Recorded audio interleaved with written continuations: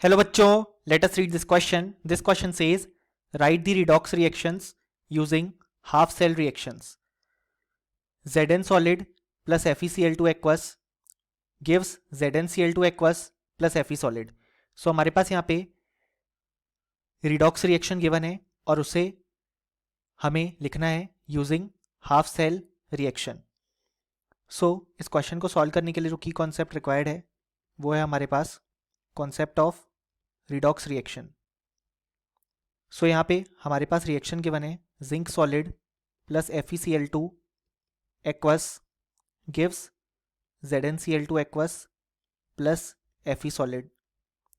सो यहाँ पे FeCl2 aqueous given है यानी कि बेसिकली Fe+2 आयंस और Cl- आयन प्रेजेंट होंगे और यहाँ पे ZnCl2 में Zn+2 आयन और Cl- आयन प्रेजेंट होंगे. सो अब हमें हाफ सेल रिएक्शन के थ्रू बताना है कि ये रिडॉक्स रिएक्शन है. तो सबसे पहले हम लिखेंगे ऑक्सीडेशन हाफ रिएक्शन. अब हाफ सेल रिएक्शन लिखने के दौरान हम केवल उन्हीं स्पीशीज को लिखते हैं जिनका ऑक्सीडेशन या रिडक्शन बेसिकली हो रहा है.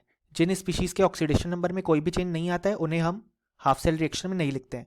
सो यहाँ पे अगर हम ऑक्सीडेशन हाफ रिएक्शन की बात करें तो हमारे पास Zn सॉलिड कन्वर्ट हो रहा है Zn+2 में with the release of 2 electron, जैसा कि हम यहाँ पे देख सकते हैं. सो यहाँ पे जिंक का ऑक्सीडेशन हुआ, उसका ऑक्सीडेशन नंबर यहाँ पे था 0 और इंक्रीज हो गया है +2. अब अगर हम बात करें यहाँ पे रिडक्शन हाफ रिएक्शन की, तो यहाँ पे रिडक्शन हाफ रिएक्शन में हम लिखेंगे कि हमारे पास जो Fe+2 था FeCl2 के फॉर्म में, वो यहाँ पे जो 2 इलेक्ट्रॉन जिंक ने लूज किए उन्हें एक्सेप्ट करके फॉर्म करता है Fe सॉलिड. सो यहाँ पे आयरन का हमें रिडक्शन देखने को मिला क्योंकि पहले ऑक्सीडेशन नंबर था +2, अब हो चुका है 0. सो अब अगर हम ओवरऑल रिएक्शन लिखें तो वो हमारे पास हो जाएगी यहाँ पे zinc solid plus Fe+2 aqueous.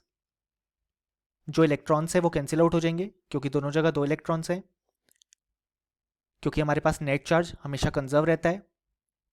और हमें प्रोडक्ट साइड में देखने को मिलेगा यहाँ पे Zn+2 aqueous and Fe solid.